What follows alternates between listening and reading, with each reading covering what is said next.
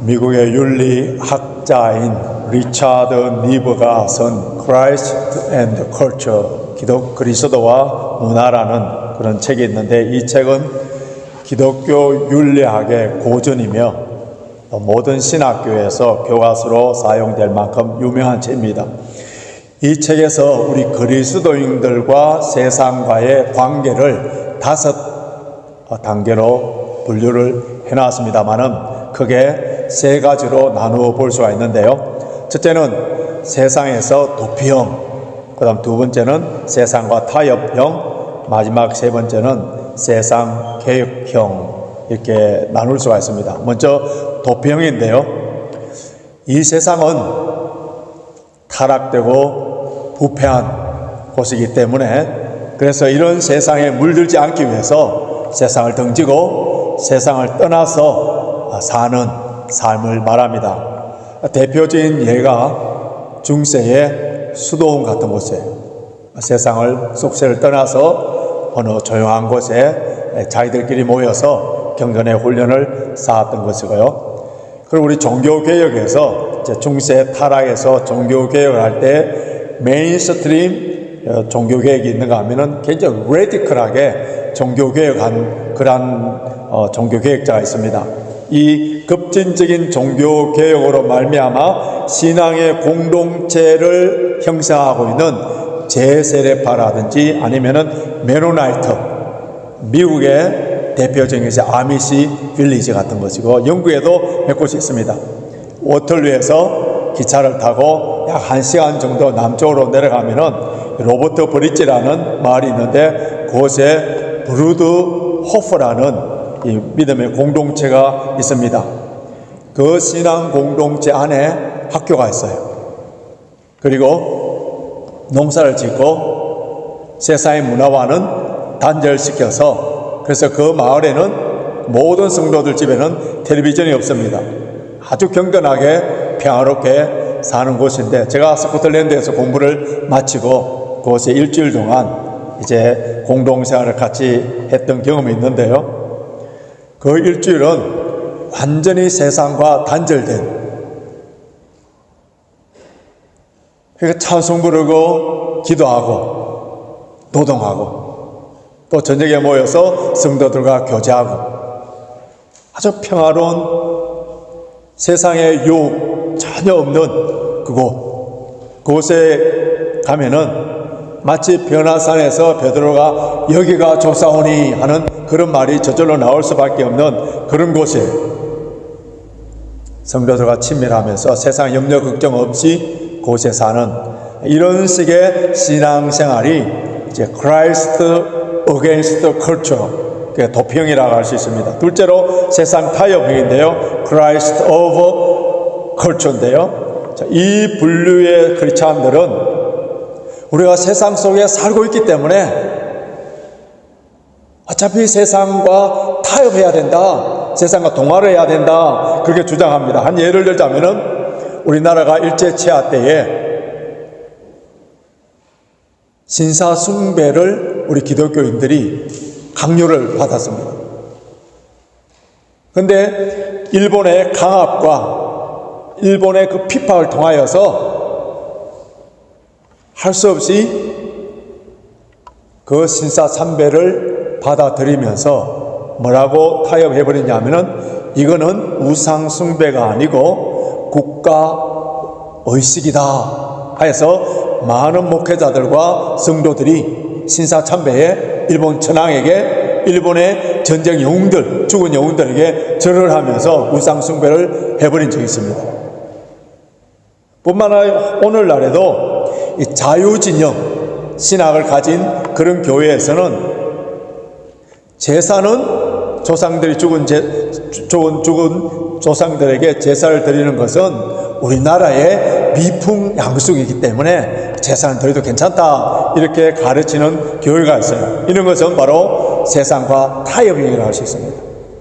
셋째로 개혁형인데요, Christ the Transformer of Culture인데요, 그래서 우리 기독교인들이 비록 타락하고 부패한 세상 속에서 살되 세상에는 물들지 아니하고 복음을 통하여서 그 부패하고 엄난한 나쁜 제도들, 정치들을 바꿔 나가야 된다. 이것을 주장하는 신앙 형태인데, 예수 그리스도의 복음이 들어가는 곳마다 사람이 변화되고 제도가 바뀌고 국가가 바뀌는 그런 역사 있기 때문에 우리 그리스도인들은 이런 사명을 갖고 세상에 살아야 된다 주장해.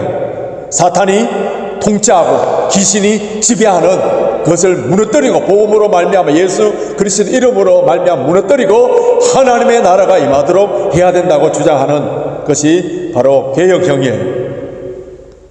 종교개혁을 통하여서 메인스트림 크리스찬리티, 즉 우리 장로교나 아니면은 감리교 같은 큰 교단은 이 교회와 세상과의 관계를 도평이라든지 동아형이라든지 이런 극단적인 것을 배격하고 개혁형, 그래서 우리가 아주 복음으로 말미암아 세상을 변화시켜야 된다, 나쁜 간섭 습관을 변화시켜야 된다, 이렇게 주장하여서 오늘 저와 여러분들이 세상에 살면서 이런 복음의 능력을 믿고 또 그리스도 한 명 한 명이 들어가는 가정이나 사회나 회사나 이런 곳을 변화시켜야 되는 그런 책임과 의무가 있는 그런 존재로서 살아가고 있습니다. 그런데 이것이 성경적이고 올바른 신학이라 할 수 있는데요, 그런데 문제는 기독교의 역사를 돌이켜 보면은 복음으로 말미암아 문화나 사회나 나쁜 제도를 개혁시켜 나가는 그 방법론이 문제였다는 거예요. 성경에서 가르쳐주는 방법은 평화로운 방법이에요. 서로 사랑하며 섬기며 희생하며 하나의 미랄이 되어서 내가 죽고 썩어질 때에 그때 많은 열매를 맺는 그런 방법인데, 이런 방법이 아니라 우선 눈에 보이기에 효과 있는 것처럼 보이는 방법, 힘의 방법, 힘의 논리, 돈의 파워, 많은 사람들의 그 파워, 때로는 무력으로 지배하며 군림하는 방법으로 기독교를 전파하는 그런 오류를 범해왔던 거예요.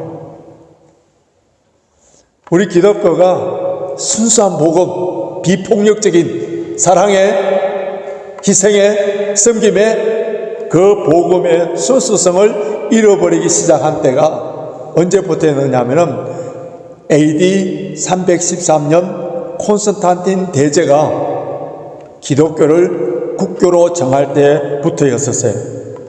이때부터 기독교는 국가의 권력의 힘을 통하여서 백성들을, 기독교인들을 만들기 시작했는데, 그때의 사람들이 참된 고백도 없이 회개도 없이 교회에 나와서 누구든지 다 세례를 받고 세례증 받기를 원했습니다. 왜냐하면 그들이 사회에 나와서 공무원이 되고 어떤 일을 하려고 하면, 취직을 하려고 하면은 교회를 통하여서 준 세례증이 있어야만이 공무원이 될 수 있는 거예요. 그러니까 수많은 사람들이 교회에 몰려왔습니다. 신앙의 고백이 없었어요.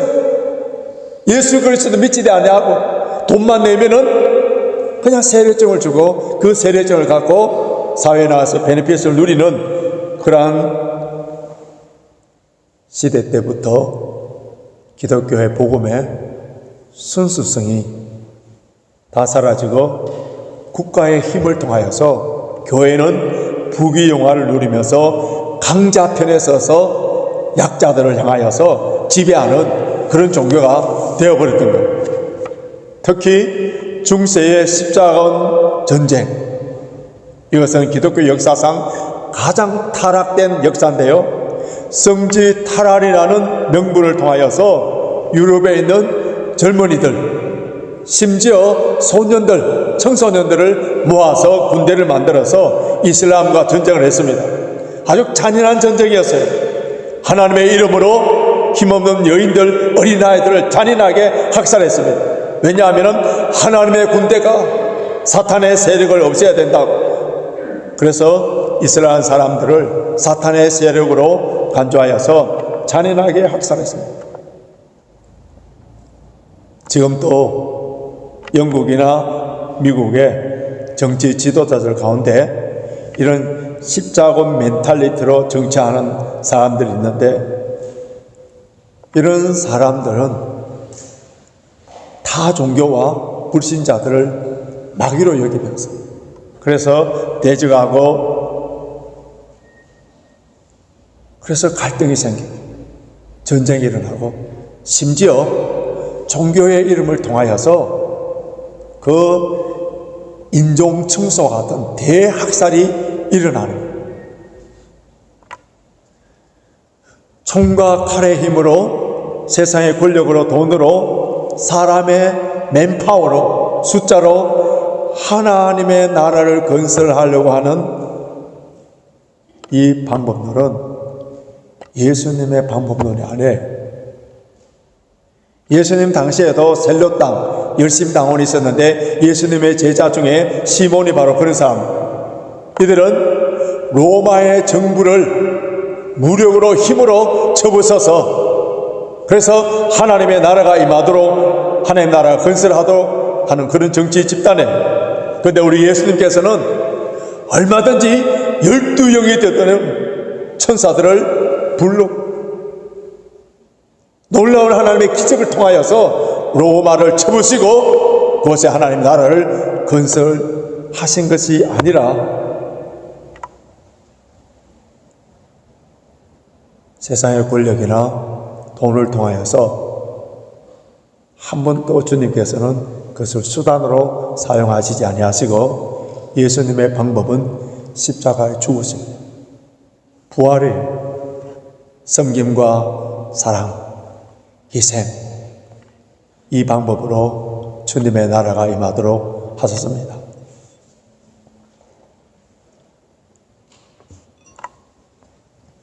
예수님께서 제자들에게 복음을 전하도록 하기 위하여서 보내실 때에 어떤 무기나 많은 돈을 집어주면서 복음을 전하라고 내보내신 것이 아니에요. 그들이 가야 될 그 세상은 주님께서 어떤 곳이라고 말씀하셨는지, 자, 16절 보시기 바랍니다. 오늘 본문 16절 같이 읽습니다. 시작. 보라, 내가 너희를 보냄이 양을 이리 가운데 보냄과 같도다. 그러므로 너희는 뱀같이 지혜롭고 비둘기같이 순결하라. 내가 너희를 보냄이 양을 이리 가운데로 보냄 것 같다. 그러니까 세상은 어떤 곳이라고요? 주님의 제자들이 가야 되는 곳은 이리와 같은 곳, 서로 물고 찢고 싸우고, 약육 강식의 정글의 법칙, 힘의 논리가 움직이는 곳에, 이런 세상에 가야 되는 하나님의 백성들은 뭐라고요? 양과 같다. 이런 세상의 양들은 이리의 탈을 쓰고 가라고 하지 않았었어요. 사자나 곰이 되어서 가라고 하지 않았었어요. 어떻게 가라고요? 양으로 가라는 거예요. 양으로 가라. 여러분, 이 말씀은 약한 세상의 성도들이 핍박과 환난과 고난과 심지어 순교를 당할 각오를 하라는 거예요. 복음을 전하는 삶, 레디컬하게 예수 그리스도의 그 십자가를 따라가는 삶, 참된 그리스도인의 삶, 그것이 어떻다고요? 말씀과 그 기도로 거룩하게 살면은 억울한 일을 당하기도 하고, 때로는 감옥에 들어가기도 하고, 고통을 당하고, 심지어 누구에게? 가족에게까지도 미움을 받게 된다는 거예요. 우리가 예수를 믿고 그 말씀 따라 살고 복음을 전하려고 할 때 왜 우리가 이렇게 박해를 받아야 됩니까? 왜 이렇게 비판을 받아야 됩니까? 예수님께서 뭐라고 하셨는지 18절 보십시오. 또 너희가 나를 인하여, 또 너희가 나를 인하여, 22절 보십시오. 또 너희가 내 이름을 인하여 모든 사람에게 미움을 받을 것이나. 예수님 때문에, 복음 때문에, 예수 그리스도 이름 때문에 경건하고 거룩한 삶을 살기 때문에 그렇다는 거예요. 거짓된 불의한 세상은 하나님의 의가 드러나면은 그들이 견디지 못하는 거예요. 악한 어둠의 세력들은 예수 그리스도의 의로운 빛이 비추면은 그 어둠의 세력들이 싫어할 수밖에 없는 거예요. 이런 악한 세상과 싸워서 이기기 위하여서 세상의 무기라 할 수 있는 권력이나 돈이나 힘을 갖추어서 세상에 나가라고 하지 않았었어요. 주님께서는 복음을 전하는 제자들에게, 우리에게 양으로 가라는 거예요. 영국에서 우리가 양을 많이 볼 수 있는데요, 양은 다른 동물들을 공격하는 그런 짐승이 아니에요. 또 자신을 잘 보호할 수 있는 특별한 그런 능력도 없습니다. 뿔도 없어요. 사나운 이빨도 없습니다. 날개도 없습니다. 독을 품어낼 수도 없어요. 순전하고 약하고 어리석어요. 이런 양으로 주님께서는 우리를 세상에 보내셨습니다. 양이 이리 때에 가면은 어떻게 됩니까? 당할 수밖에 없어요. 세상에서 그리스도인들은 고난을 당하고 비판을 당하고 이것이 어떻다고요? 당연한 거예요. 당연한 거예요. 오히려 양이어야 할 성도들이 강한 이리가 되어서 다른 이리를 잡아먹는 것이 이상한 것이지, 성도가 복음 때문에, 주님 때문에 환난을 당하고 고난을 당하고 미움을 당하는 것이 당연한 일이에요. 그래서 복음 때문에, 저와 여러분들이 복음 때문에 살았다면은, 영원히 구원받았다면은, 이제는 복음 때문에 죽을 수 있는, 순교할 수 있는 각오를 하라는 거예요. 이것이 바로 성도의 삶이에요. 우리 주님께서는 성도들을 양으로 비유하신 것, 양으로 살다가 죽으라는 거예요. 늑대를 만난다고 내가 늑대로 변하지 말라는 거예요. 이리를 만났다고 이리가 되지 말라는 거예요. 세상이 나쁘기 때문에 나도 나쁘게 되지 말라는 거예요. 내가 빼앗겼다고 다른 사람 것을 빼앗아 오지 말라는 거예요. 남이 나에게 미움을 준다고 나도 미워하는 사람이 되지 말라는 거예요. 오른밤을 치거든 왼밤도 돌려대고, 속옷을 달라고 하면은 겉옷도 주고, 원수를 사랑하고 우리를 핍박하는 자들을 위하여서 오히려 기도해 주라는 거예요. 그렇기 때문에 그리스도인으로서의 삶이 편하고 쉬운 삶이 아니에요. 세상 사람들은 넓은 길을 갑니다. 편한 길을 가요. 그런데 예수 그리스도 복음 안에 있는 사람들은 좁은 길, 좁은 문으로 가기 때문에 가는 사람이 적어요. 때로는 외로워요. 십자가 길, 좁은 길로 갈 때에 가정 속에 불신자들 통하여서 가장 가까이 있는 사람을 통하여서 핍박과 환난을 당할 수가 있습니다. 순교자의 길을 갈 수밖에 없어요. 이스라엘 백성들에게 양은 희생제물로 사용된 그런 동물이에요. 자, 번제로 바쳐진 양은 그 사람의 죄를 대신하여서 죽는 대속의 양입니다. 제물이 된다는 것은 다른 사람의 죄를 뒤집어 쓴다는 거예요.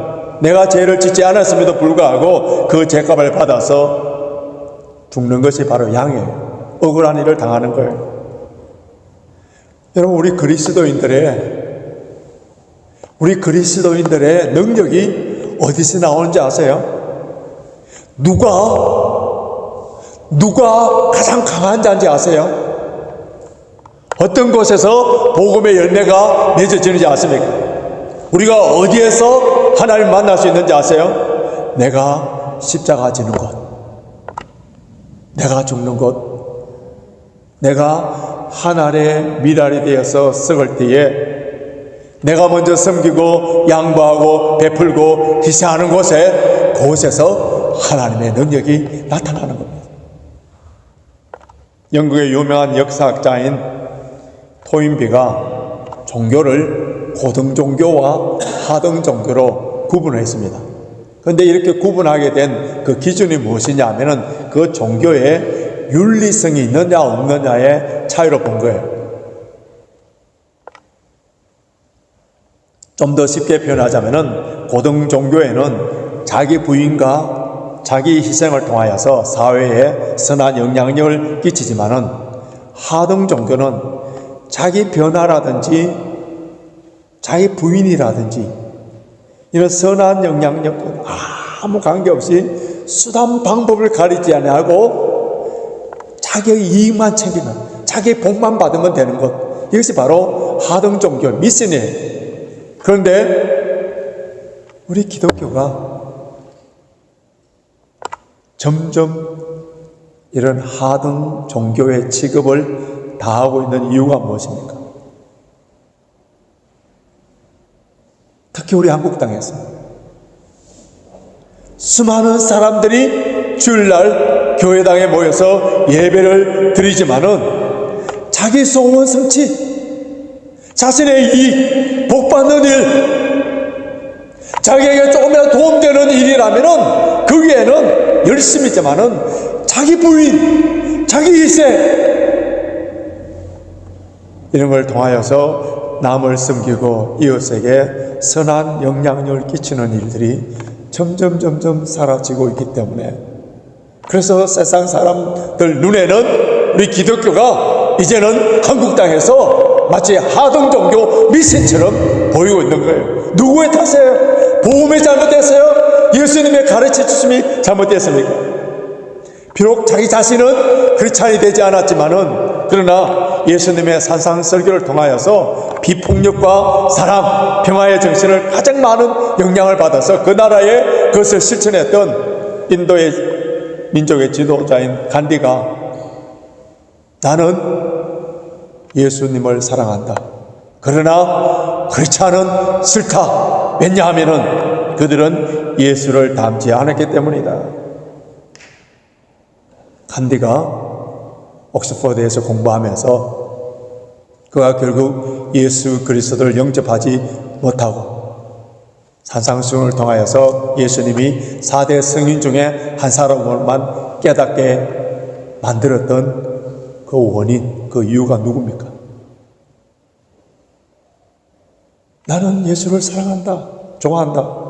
그러나 크리스찬들은 싫어한다. 예수를 닮지 않았기 때문이다. 예수를 닮지 않은 저와 여러분들이,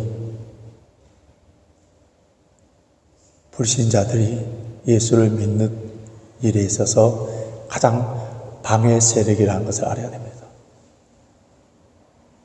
우리는 모슬렘이나 공산주의나 무신론자들이 이런 사람들 때문에 오늘날 기독교의 복음이 잘 전파되지 않는다고 그들을 향하여서 손가락질하고 비판하지만은 실질적으로 예수를 믿고 있는 저희들이 주님의 성품과 주님의 삶을 닮지 아니하고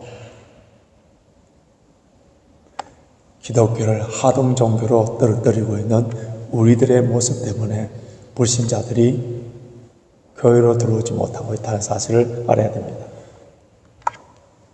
우리가 세상에서 늑대로가 되지 아니하고 양으로 살 때 때론 핍박을 당합니다. 정직하게 사업을 할 때에 물질적으로 어려움을 당할 때가 있어요. 그러면 저와 여러분들에게 이런 유혹이 있습니다. 또 불신자들, 힘이 있고 권력이 있고 돈이 많은 사람들 통해서 무시를 당하고 인격적인 모독을 당하고 레이시즘을 당하고 이래 보면은 어떻게 됩니까? 우리도 주님께 기도하면서 주님, 저 원수들을 주님의 이름으로 갚기 위해서 그래서 내가 사자가 되게 해주십시오. 곰이 되게 해주십시오. 그렇게 기도를 하게 되면은 우리 주님께서 주시는 대답은 23절입니다. 23절 보십시오. 이 동네에서 너희를 핍박하던 저 동네로 피하라. 내가 진실로 너희에게 이르노니 이스라엘의 모든 동네를 다 다니지 못하여서 인자가 오리라.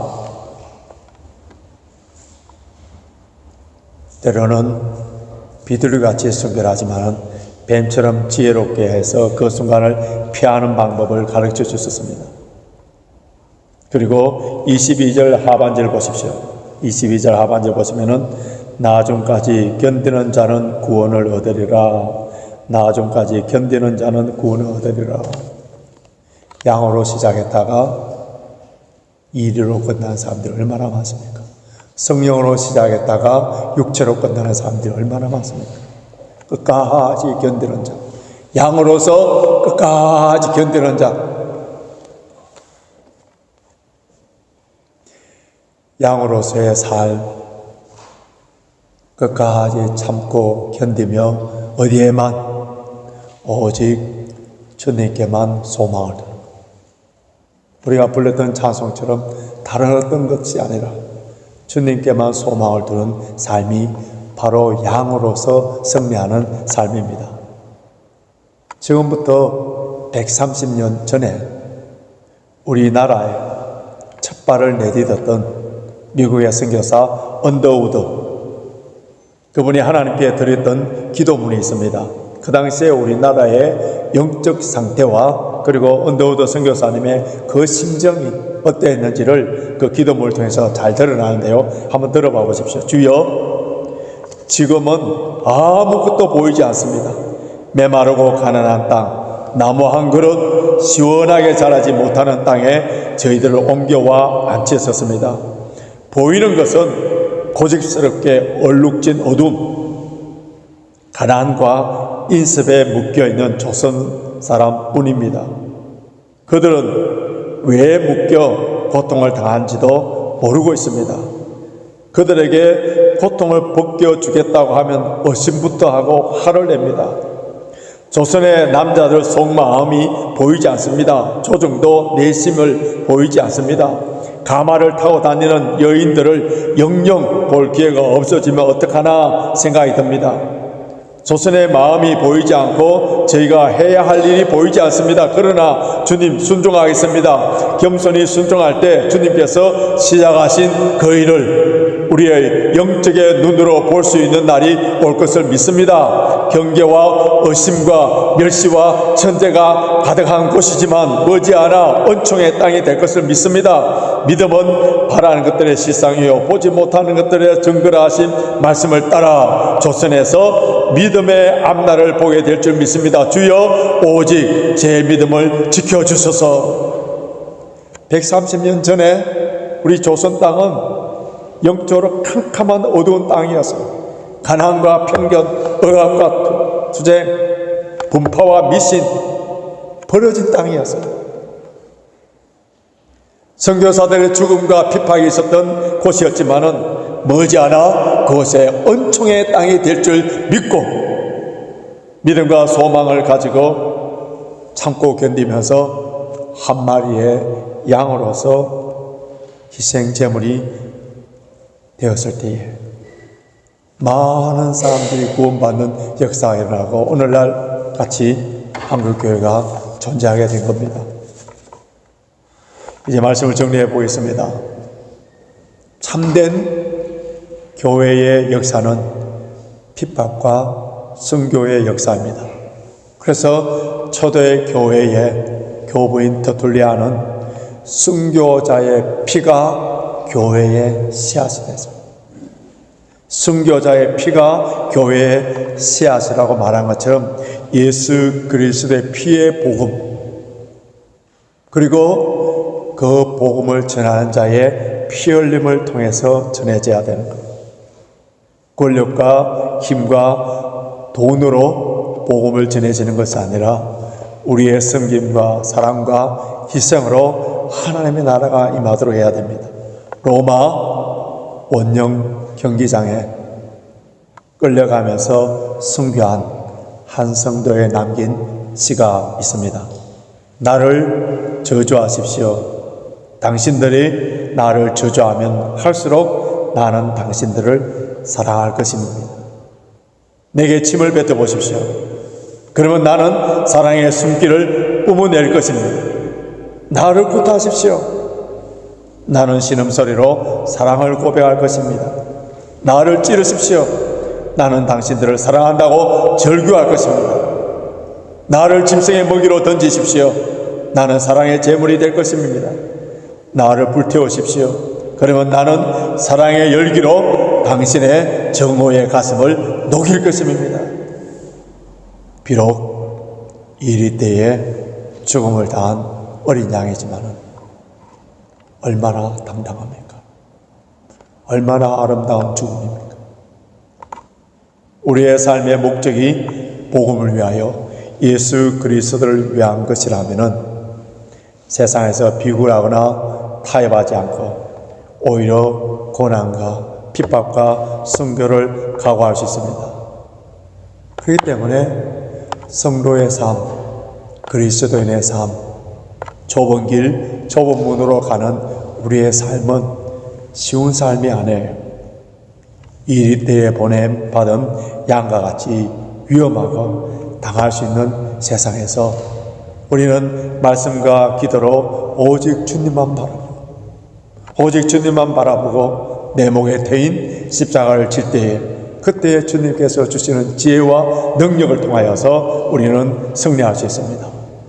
저와 여러분이 이번 한 주간에도 세상의 악한 방법이 아니라 주님께서 가르쳐주신 선한 방법으로 섬기며 사랑하며 희생하며 하나님의 미랄이 되고 양으로서 세상에 나감으로 말미암아 그곳에 주님이 함께 하시고 주님의 능력으로 승리하는 이번 한 주간의 삶이 되시길 주님의 이름으로 축원합니다.